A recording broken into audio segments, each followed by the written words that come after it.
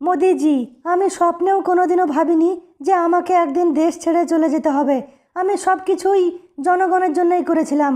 আমার জন্যে আমি কিছুই রাখিনি জীবনে। সব কিছু জনগণের জন্যই ত্যাগ করে দিয়েছি আমি। কিন্তু সেই জনগণই আমাকে চিনতে পারলো না। আমাকে দেশ ছেড়ে চলে যেতে হচ্ছে আজকে। আমার খুব দুঃখ হচ্ছে, আমার খুব কষ্ট হচ্ছে মোদিজি।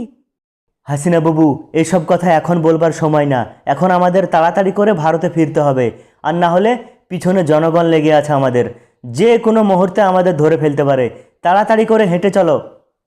আরে মোদি চাচা, একটা কথা বলো, তুমি তো ভারতের প্রধানমন্ত্রী, তাহলে আমাদের পায়ে হেঁটে কেন নিয়ে যাচ্ছ ভারতে?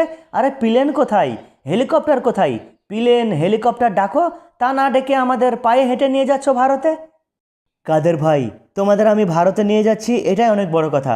যখন হাসিনা বাবু প্রধানমন্ত্রীর চেয়ারে বসেছিলেন তখনকার কথা আলাদা, আর এখনকার কথা আলাদা। এখন তোমাদের কিছুই নেই, তোমরা এখন ফকির হয়ে গেছো। আর তোমাদের তো আবার বেশি সুখ সহ্য হয় না।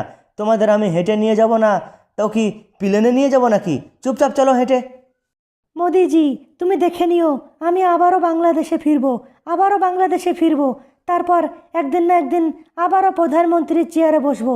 আমি গ্যারান্টি দিচ্ছি, একদিন না একদিন বাংলাদেশে আমি অবশ্যই ফিরবো।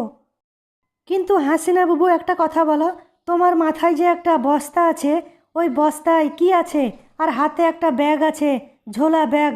সেই ঝোলা ব্যাগে কি আছে? কি নিয়ে যাচ্ছ তুমি ভারতে?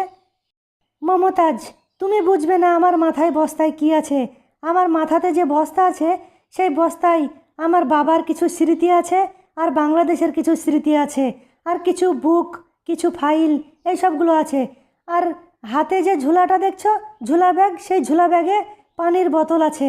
আর কিছুই নেই। আমি নিজের জন্য বাংলাদেশ থেকে কিছু নিয়ে আসিনি। মোদি চাচা, আর কতটা রাস্তা বাকি আছে? আর কতটা রাস্তা বাকি আছে? কাদের ভাই, এসে গেছি, আর বেশি দূর নেই, এসে গেছি। এবার কলকাতা ঢুকবো আমরা। আর ভাই, যারা ভিডিও দেখছো লাইক করো, শেয়ার করো।